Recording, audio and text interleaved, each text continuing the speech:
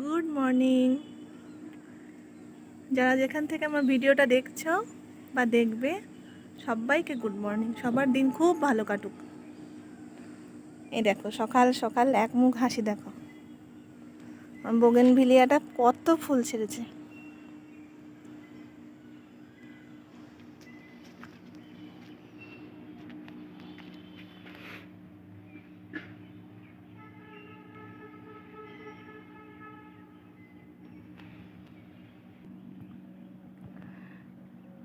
বাগানের এই একটা ফুল গাছ নয়নতারা, একবার যদি তুমি লাগিয়ে ফেলতে পারো, দেশি ভ্যারাইটিটার কথা বলছি, ও তোমার কখনো নিরাশ করবে না।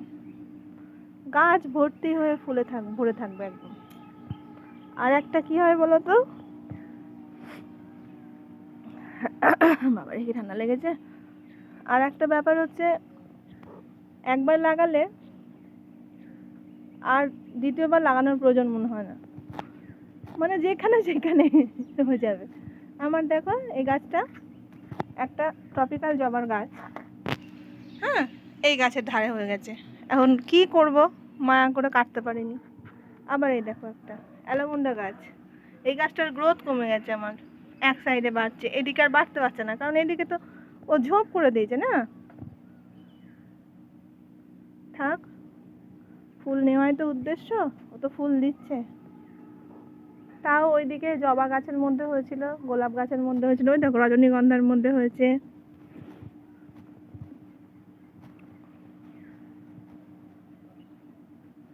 আজকে আমেরিকান ভ্যারাইটিটা ফুটেছে, হ্যাঁ ফুটেছে গো। এই দেখো ছোট্ট ছোট্ট হলুদ লক্ষ্মী জবা, ওরা ফুটছে, এখনো টাইম দিতে হবে। এই যে এটা এটা হচ্ছে কালকে ফুটেছে, ওই জন্য এর দেখো বুঝতে পারবে। আর এটা হচ্ছে আজকে ফুটছে, এখনো কমপ্লিট হয়নি ফোটা, হাফ ফুটে আছে। আর এই হলো আমার ভুটানি টগর, এত সুন্দর লাগে না ফুলটা, দেখো দেখলেই মনটা ভরে যায়, তাই না? এত সুন্দর সত্যি। সকাল সকাল এই যে একটা কি বড় পাওনা, দেখো এনার এখন ফোটার সময় হয়নি, উনি ফুটবেন, ওনাকে টাইম দেওয়া হোক। ঘুম থেকে ওঠেনি। এই যে আমার ম্যান্ডিভিলা, এটা 3টে ভ্যারাইটি হয় বলে, আমাকে তো দাদা একটাই দিয়েছে, এনে দেবে বলেছে। কত কুড়ি দেখো, আর গাছের অবস্থা দেখো, গাছের কোনো জুত নেই, ফুল দিয়ে যাবে তোমাকে অনবরত।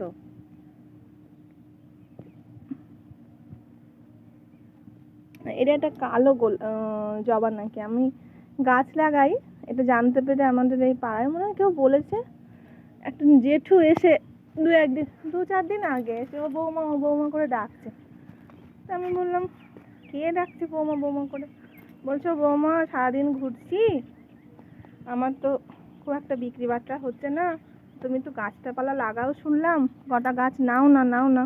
এবার গাছের অবস্থা দেখে তো আর খুব একটা, সত্যি কথা বলতে, মনে পুতো হচ্ছিল না।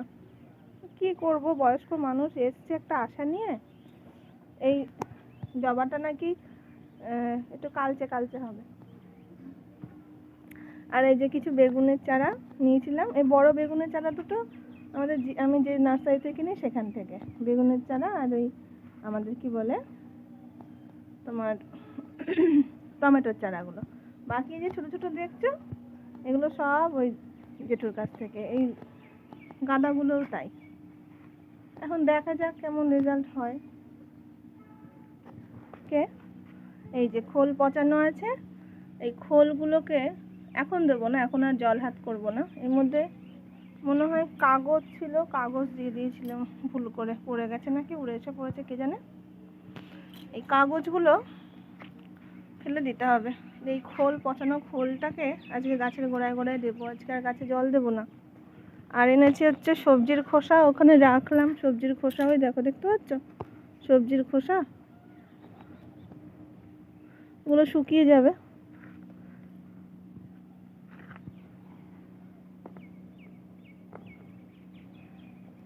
এই গাছটা বেঁচে আছে না মরে যাচ্ছে আমি কিছুই বুঝতে পারছি না। পাতা তো সব শুকিয়ে গেছে। নিয়ে গেছিল দোকানে কুকি গাছ, এ দেখো ডালগুলো সব ছেটে দিয়েছি। আমাদের দোকানে নিয়ে গেছিল, এবার অতিরিক্ত জল দিয়ে ফেলেছে গাছটা। এখানে তো শুকনোই হয়ে গেছে, মনে হয় গোড়াটা বেঁচে আছে। এখন দেখি এর কি হয়, একে তুলতেও ভয় লাগছে। আবার এই যে এখান থেকে কাটার চেষ্টা করেছিলাম, এখান থেকে দেখছি এবার ওর রজন বেরিয়েছে, আঠা আঠা মতো। দেখি, আর আমি ছাঁকনিটা নিয়ে চলে এসেছি আমার, কারণ ওই যে গোবর বলে না কি জানো, খোল পচাটা তো দেবো। এবার খোল পচাটাকে ছেঁকে দিতে বলে দাদা। হ্যাঁ, আর এখানে কিছু সবজির খোসা পচানো ছিল, ওই জলটা ওর সাথে মিশিয়ে দিয়ে দেবো। আর এখানে আছে কিছু শাকের বীজ। দেখি আজকে ওই ক্যারেটটা ভর্তি করা ছিল, ওর মধ্যে কিছু পালং শাকের বীজ দেওয়া যায় কিনা। চলো এদিকে আসো। এই দেখো রজনীগন্ধার গাছের মধ্যেও নয়নতারা, ও সব জায়গায় আছে, প্রত্যেক মুহূর্তে আছে। এই দেখো এটা আমার অ্যাডিনিয়ামটা, কত ফুল এসছে দেখো, কুড়ি এসছে, সরি কত কুড়ি এসছে দেখেছো। কিছু গাছ আছে এখনো এক্সট্রা স্টকে, এগুলোকে এখনো বসানো হয়নি, বসাতে হবে আস্তে আস্তে।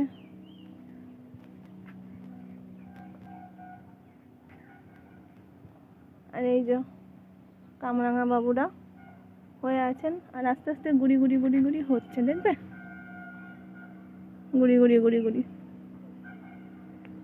আমি তো ছাদে আছি, এমন রোদটা আমার চোখে পড়ছে, দেখা যাচ্ছে কিনা বুঝতে পারছি না। এই যে ফোকাস নিচ্ছে কিনা কি জানি, নিচ্ছে মনে হয়। এই দেখো, এই যে গুড়ি গুড়ি গুড়ি গুড়ি দেখছো, এগুলো আবার হবে। হ্যাঁ, এটা হচ্ছে আমার মালবেরি গাছ, গাছ ভর্তি হয়ে ফল এসছে, এখনো পাকেনি।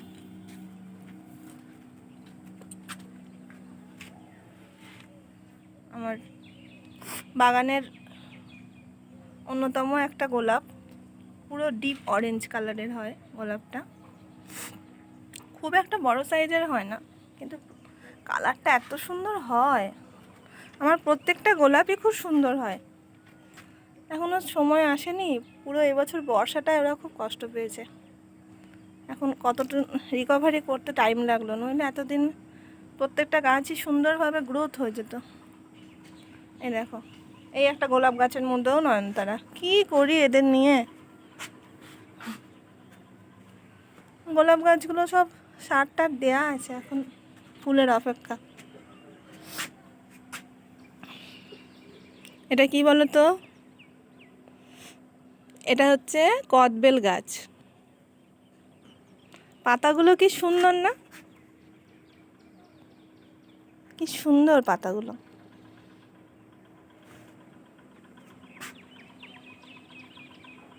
ছোট্ট ছোট্ট পাতা। আর এটা দেখবে, এটা কি বলো তো, এটা হচ্ছে জলপাই গাছ, জলপাই। এখনো ফুল ফল কিছুই আসেনি, গাছটা বড় হোক। যে কোনো ফল গাছে না, যে কোনো জিনিসেরই আগে তার গ্রোথটা ইম্পর্টেন্ট, তাই না? কত নাম্বার পেলাম পরীক্ষায় সে তো আছেই, কিন্তু কতটা জানলাম সেরম ব্যাপার আর কি। গাছটার আগে গ্রোথ হবে তবে না সে ফল ফুল দেবে বলো। ও যদি শরীরে নিজের গ্রোথ না থাকে তাহলে কী করে দেবে? যেমন এই আম গাছটা, এই আম গাছটা টক, 12 মাসে টক আম গাছ। হ্যাঁ,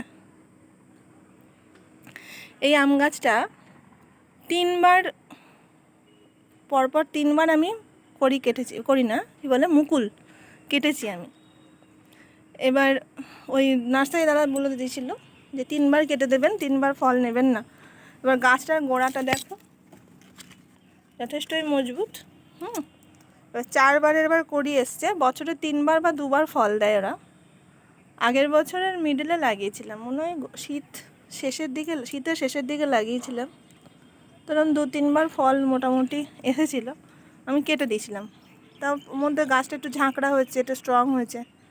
এখন দেখি এবার কি হয়, দেখা যাক, একটা ফল হলেও অনেক। আর এদিকে সব গোলাপ আছে রাখা। আসলে ব্যাপারটা কি হয়, আমার ছাদে তো ডাইরেক্ট সানলাইট প্রচণ্ড পড়ে। এই দেখো, এই দিকটা পূর্ব দিক, এই পুরো ছাদ, এখন পুরো ছাদের কোথাও ফাঁকা নেই, সারা ছাদ রোদ। হ্যাঁ, আর এই দিকটা হচ্ছে পশ্চিম দিক, মানে মোট কথা সূর্য ওটা থেকে সূর্য অস্ত যাওয়া অবধি পুরো রোদটাই আমার ছাদে পায়। এবার সমস্ত গাছ ডাইরেক্ট সানলাইট পছন্দ করে না, কোনো গাছ হাফ সানলাইট পছন্দ করে, কোনো গাছ শুধু আলো পছন্দ করে। কি করে কি হবে বলো? যাকে অনেক বকবক করে ফেললাম, নিচে প্রচুর কাজ আছে। সকালে কিছু কাজ সেরেই এসছি, আমি ঘর টর ঝাঁট দিয়ে ফ্রেশ হয়ে এসছি গাছেদের কাছে, একটু সময় কাটাবো বলে, একটু সূর্যদেবকে দর্শন করব বলে ওষুধ টষুধ খেয়ে এসছি। এবার চলো একটু হাঁটাহাঁটি করি, করার পর নিচে গিয়ে একটু চা খাবো। আর আমার কর্তামশাই এখনও ঘুমাচ্ছেন, বললাম 7:30 বাজছে গো, ওটো ওটো, বলে আর একটুখানি ঘুমাই, আর একটুখানি ঘুমাই, দিয়ে কী হবে, ঝট করে উঠবে, উঠে রেডি হয়ে চলে যাবে দোকান, বুঝেছ? চলো টাটা, আবার আসছি পরে, টাটা। একটা জিনিস দেখানোই হলো না আগে, এই দেখো এখানে কিছু বীজ পুঁতেছিলাম, সব মাথা তুলে দাঁড়িয়েছে, দেখেছ?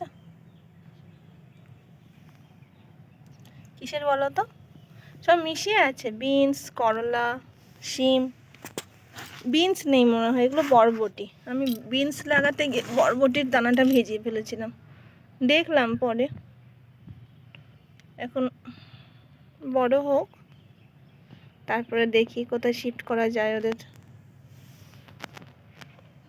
কি ভাল লাগে না মাথার মধ্যে বীজটা নিয়ে মাথাটা বেঁকিয়ে ওঠে। দেখো দেখো এই বীজটা, এটা দেখো। ছোটোবেলায় আমার মামার বাড়িতে একটা নিম গাছ ছিল, পিছনের দিকে বাড়ির সাইডে। হ্যাঁ, তো সকালবেলায় উঠে ব্রাশ করতে করতে ওই বর্ষাকালে কী হতো, নিমের ফলগুলো পড়ে থাকতো, পুরো নিম ফলগুলো পড়ে, এবার সেই উঠোনের চারপাশে বা হচ্ছে গাছের চারপাশের নিচে ওইখানেই জার্মিনেট হতো, ওখানেই হতো। আর ওই বীজগুলো ঠিক এরকম মাথা দিয়ে মাথা নিয়ে উঠতো, একটা দুটো পাতা হতো আর এরকম উঠতো, আর কি ভালো লাগতো আমার দেখতে।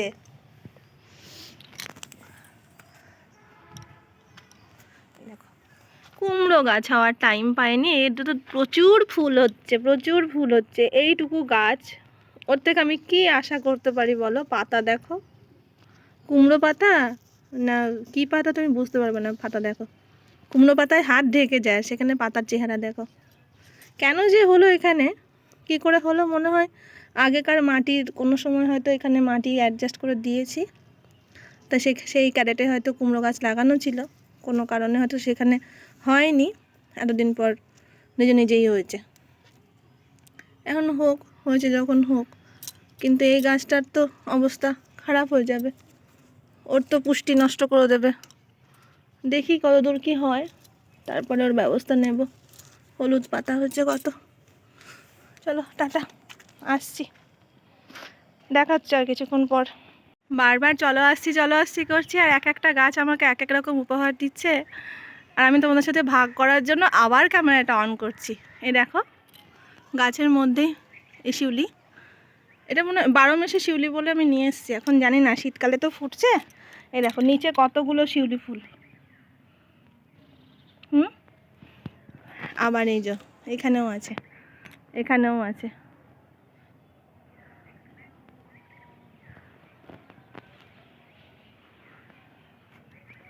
শিউলিগুলোকে সব তুলে নিই, এগুলো ঠাকুরের চরণে আর দেবো না, মাটিতে পড়ে গেছে, মাটি না ছাদ দেবো, পড়ে গেছে। এবার কোনটা টাটকা কোনটা বাসি বুঝতে পারছি না, থাক, নিয়ে গিয়ে আমি ওই বাটির মধ্যে জলের ওপর রেখে দেবো, ওটাতেও ভালো লাগে। চলো টাটা। চলে আসলাম রান্নাঘরে, করে নিলাম 1 কাপ চা। হ্যাঁ 1 কাপ কেন, 2টো মানুষ ওপরে খায়, 1 কাপ কেন, কারণ মহারাজা ঘুমাচ্ছে তাই। সকাল কপাল কপাল, সবই কপাল, বুঝলে? সকাল সকাল যে 2টো মানুষ একটু বসে একটু চায়ে পেয়ে আড্ডা দেবো, চায়ে পেয়ে চর্চা করবো, বলো বন্ধুরা, সে কপাল নেই। এই চা প্রেমী মানুষের ভাগ্যে এরম, মানে চায়ের প্রতি ইন্টারেস্ট হারানো মানুষ যদি বিয়ে হয় তাহলেই গেল, সবই কপাল।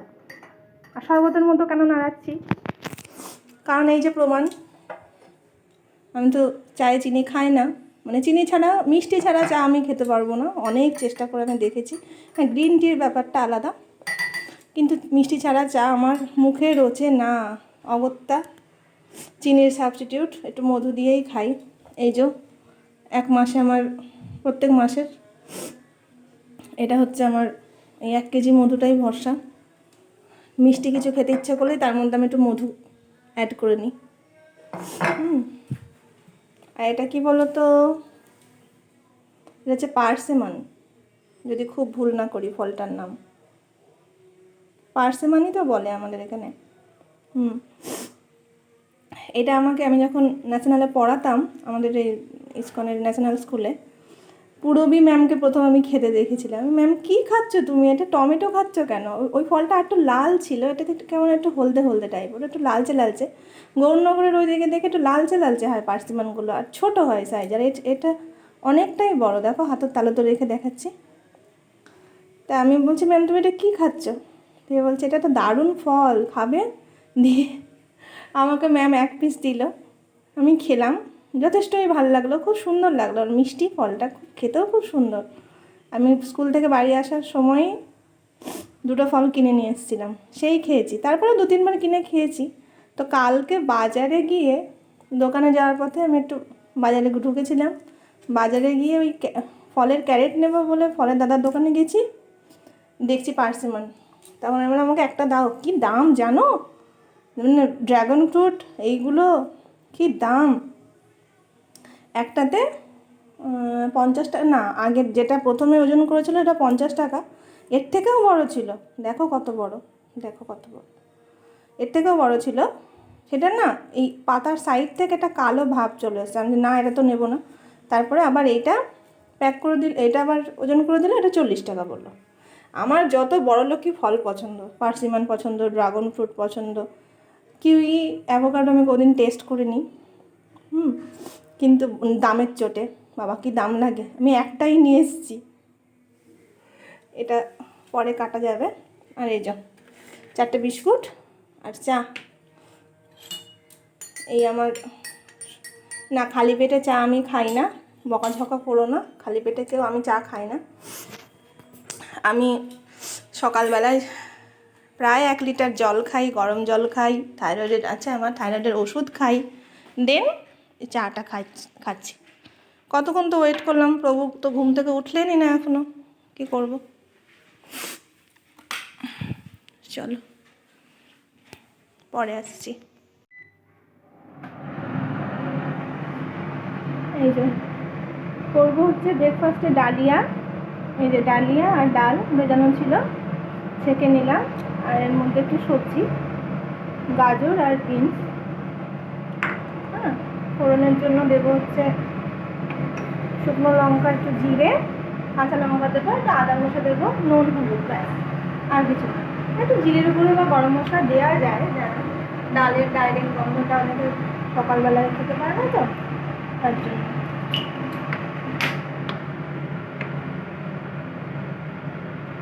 তেল খুব অল্প সামান্য পরিমাণে দিতে হয় এটা।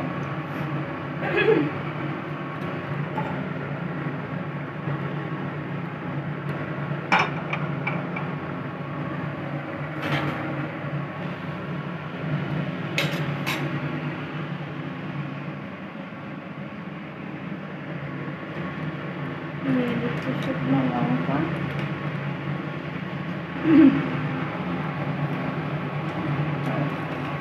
সাদা জিরে,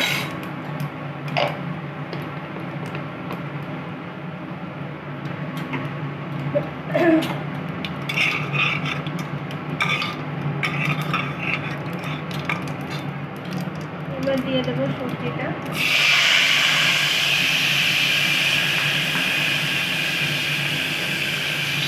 আর এই প্রেসার কুকারটা খুব লক্ষ্মী প্রেসার কুকার, মানে ছোট্ট, ভিডিওতে মনে হয় বড়ো লাগবে, ছোট্ট 2 লিটারের প্রেসার কুকার এটা।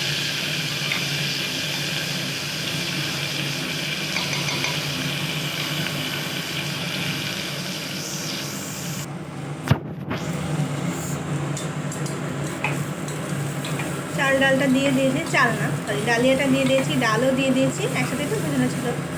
হ্যাঁ, একটু নুন হলুদ দিলাম, হালকা ভাজা ভাজা হয়ে আসলে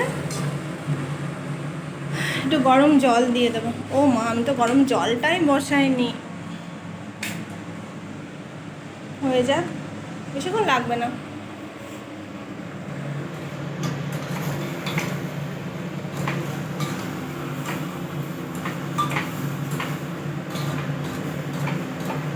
গরম জলটুকু দিয়ে দেবো, ব্যাস। দিয়ে দুটো হাই ফ্লেমে হলে 4টে সিটি দিই আমি, 3টেতেও হয়ে যায়। আর লো ফ্লেমে হলে, লো ফ্লেমে অনেকক্ষণ রেখে দিই, দিয়ে পরপর 2টো সিটি দিয়ে নামিয়ে নিই, বুঝলে। আর একটা সিটিটা তুলি না, ওটা বসে সিটিটা দিয়ে নামিয়ে নিই। চলো আসছি পরে, জল দিতে হবে। জল দিয়ে দিয়েছি, এবার গরম জল যেহেতু, তার জন্য এটাকে কমিয়ে দিলাম, একটু পরে 2টো সিটি দিয়ে নামিয়ে নেব। আর এই যে খোলা, এগুলোকে দিয়ে আসি আমার পুচকুকে, সকাল থেকে ওকে এখনো কিছু দেওয়া হয়নি।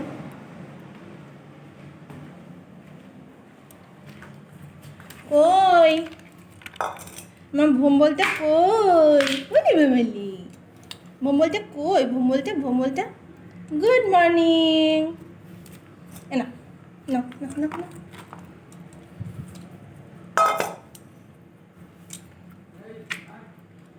কেন?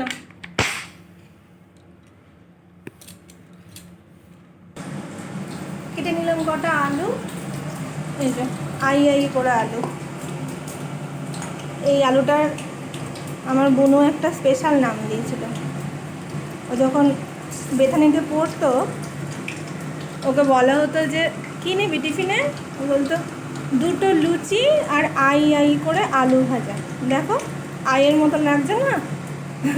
বলে 2টো লুচি আর আই করে আলু ভাজা। সেই আই করে আলু ভাজা এখন হচ্ছে।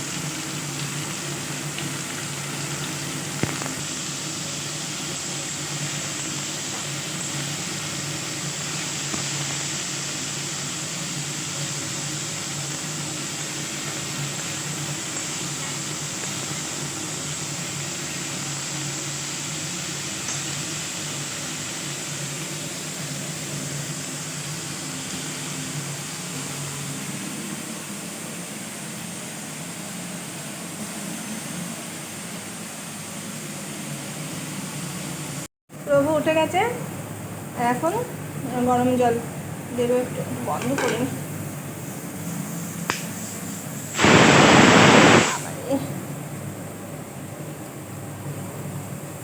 ঠান্ডা জল মেশা থাকে, চলো।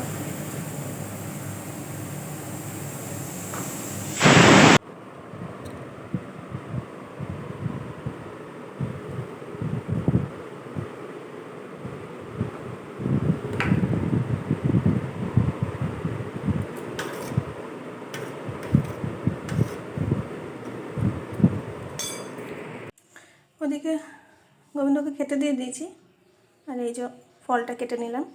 দেখো ভেতরটাও পুরো সলিড, বীজ আছে 2-1টা, পুরো সলিড ভেতরটা। ওকে কিছু দেবো, আর আমি 2 টুকরো রাখবো খাওয়ার জন্য। চলো পরে দেখা হচ্ছে, টাটা। এই যে প্রভু খেয়ে দিয়ে চলে গেল, আর এই যে বিছানাটা গুছিয়ে নিলাম, ঘরটা সব কমপ্লিট আমার।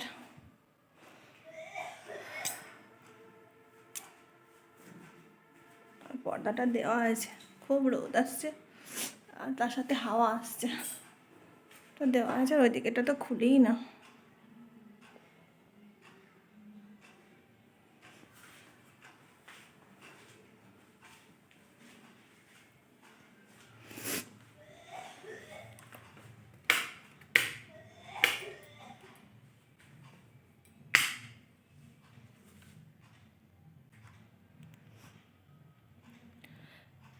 আর বালিশগুলো সব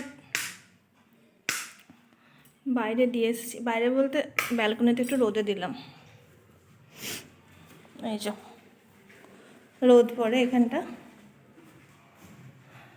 এই পাটিটা বিছিয়ে তারপর ওটা পাতলা সেই মোটা গালিচে চাদরগুলো বিছিয়ে একটু রোদে দিয়েছি। জানলাটা খুলিনি কারণ খুললে খুব হাওয়া আসছে, তো দক্ষিণ দিক তো ঝড়ের মতো হাওয়া আসছে। দেখো গাছগুলো নড়ছে, দেখো কেমন, মাঠ তো সামনে ফাঁকা, বোঝা যাচ্ছে না হয়তো জুম করলে, কিন্তু ভালো হাওয়া দিচ্ছে। এই যে এদিকের গাছগুলো দেখলে বোঝা যাবে।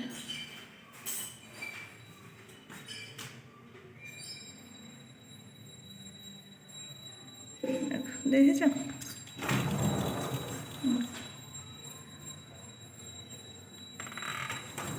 খুব হাওয়া দিচ্ছে, ওই জন্য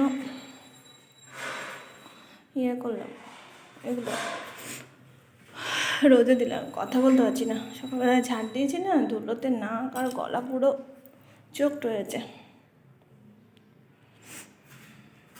শীতের সময় আগের বছরটা এসছি, এটা নিয়ে 2 নম্বর শীত যাচ্ছে। শীতের সময় এই ঘরটা আমাদের খুব কাজে লাগে, সারাটা দিন রোদ পাই। আমরা তো কখনো কখনো খাবার নিয়ে চলে আসি এখানে রোদে বসে বসে খাওয়ার জন্য। চলো টাটা, আবার পরে দেখা হচ্ছে। গুড ইভিনিং বন্ধুরা, কি করছো তোমরা সবাই? আমি এখন রেডি হলাম, এই যে রেডি। কেমন লাগছে আমাকে কমেন্ট করে জানিও কেমন। এই যে রেডি হলাম, এখন বাজে তোমার কটা বাজে, 6টা বাজেনি, 6টা বাজতে 20।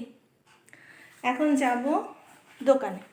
প্রথমে আমাদের দোকানে যাব না, প্রথমে যাব হচ্ছে পার্লারে একটু আইব্রোটা করতে। আইব্রোটাই দেখো সবে শুরু হয়েছে।